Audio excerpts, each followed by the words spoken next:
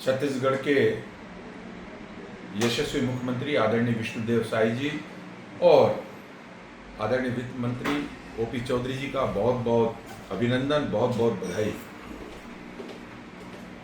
छत्तीसगढ़ की जनता को एक श्रेष्ठ बजट प्रस्तुत किया गया है आदरणीय वित्त मंत्री के द्वारा।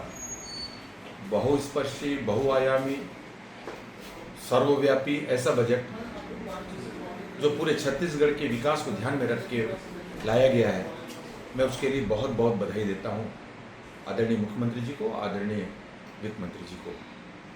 सभी वर्गों का, सभी क्षेत्रों का विकास की दृष्टि से समुचित ध्यान दिया गया है इस बजट में।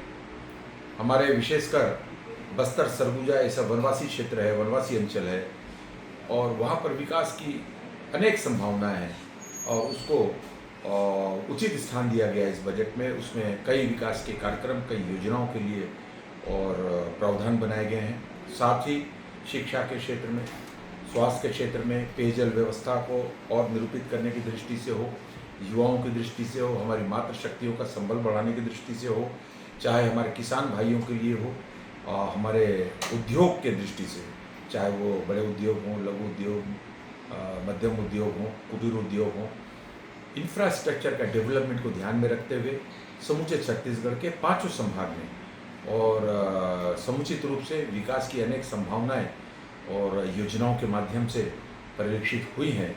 हमारे इस छत्तीसगढ़ को आदरणीय प्रधानमंत्री मोदी जी की जो परिकल्पना है कि 2047 तक और विकासशील भारत को विकसित देश में परिवर्तन करने की दृष्टि से जिस तरीके की उन्होंने योजनाएं बनाई हैं आदरणीय मुख्यमंत्री जी के नेतृत्व में, और उसी तरीके से पूरे छत्तीसगढ़ में विकासशील छत्तीसगढ़ को विकसित छत्तीसगढ़ में परिवर्तन करने की दृष्टि से उठाया गया एक महत्वपूर्ण कदम है। पिछला बजट ज्ञान को समर्पित था और यह इस बजट में ज्ञान को गति प्रदान करने की दृष्टि से और अनेक प्रावधान किए गए हैं। मैं बहुत बहुत बधाई पुनः आदरणीय मुख्यमंत्री विष्णुदेव साय जी को और आदरणीय वित्त मंत्री ओपी चौधरी जी को देता हूँ। बहुत शुभकामनाएं, बहुत बधाई।